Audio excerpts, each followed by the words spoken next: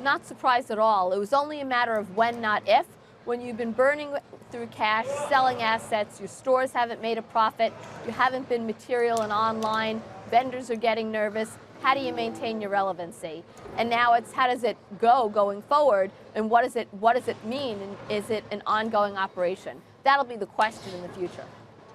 And certainly we saw Toys R Us file for bankruptcy earlier this year, and that had a ripple effect out to the toy manufacturers and some of the other toy retailers. Would you expect a similar impact in terms of Sears on some of its suppliers?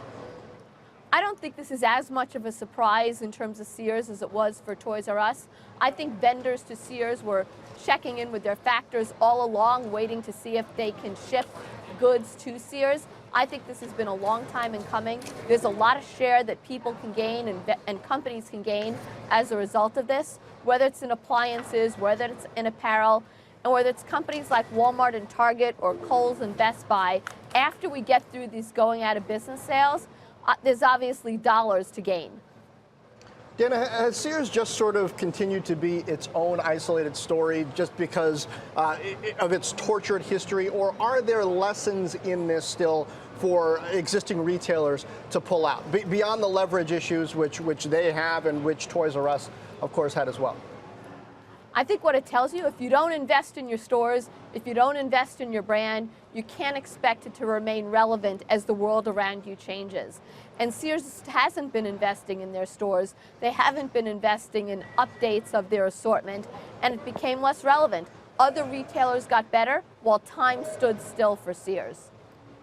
Hey, Dana, would it have been, I mean, as someone who covers the space in general, would it have been healthier for this to have happened 3 years ago? It certainly would have been healthier for it to happen 3 years ago, because what you have happening now is you have an environment that's overall healthier in retail. If 3 years ago, perhaps their sales wouldn't have been as weak as they are now at Sears, and you would have been more to gain. Keep in mind what Sears has done over the past few years, whether it's selling off Craftsman, whether it's selling off Land's End, whether it's selling off some of the other assets. And look at Kenmore. There was only one bidder for Kenmore. So you had more to work with a couple years ago than what you have today.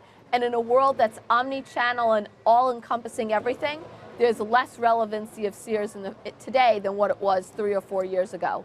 But it's still a lot of sales for others to grab.